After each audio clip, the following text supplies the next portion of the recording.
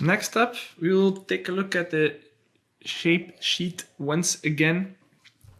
I showed you earlier what it looked like, and I promised you that we would look into what the configuration is, or what we can see from it, what you can do with it.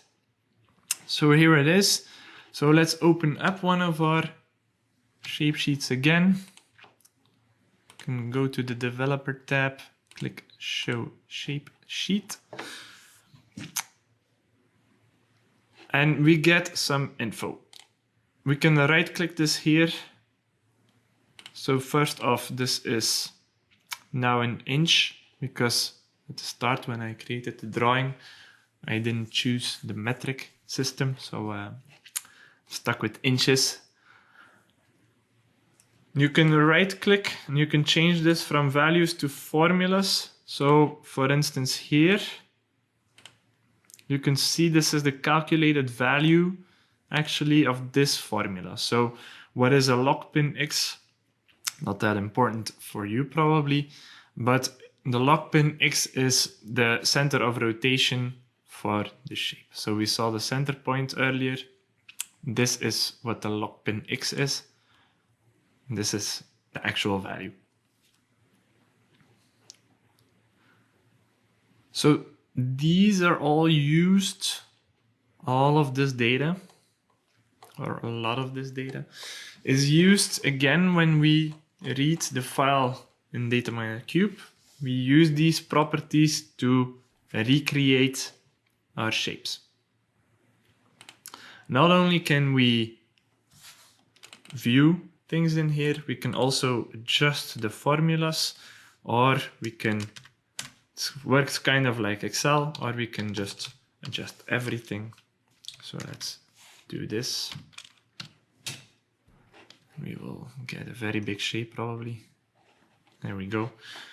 So if you want really accurate values, you can open up the shape sheet and start adjusting some properties in there.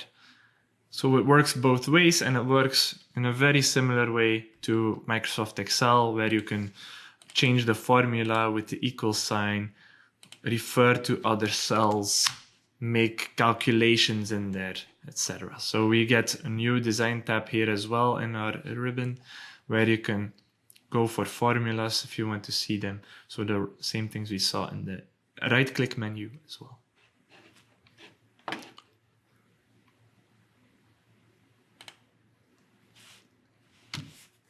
The Drawing Explorer, we already saw it, but it's very important that you use it, know how it works. So the Drawing Explorer, review this slide, make sure you understand what the tree, how the tree is constructed, and things like that. So even if shapes are invisible, for instance, and you can't see them in your main window, you can use the Drawing Explorer to still find it and still adjust it. So you might have kind of created a very small shape, or a shape that has no fill color and no line color, which means it's not visible, but it will still be there. So you can find it with this tool. Lastly, I do want to make the link to DataMiner Cube. So we've been talking about the Visio application specifically this entire time. I've made some small references, but let's just take a look at what DataMiner Cube will do with all this and how we will do it.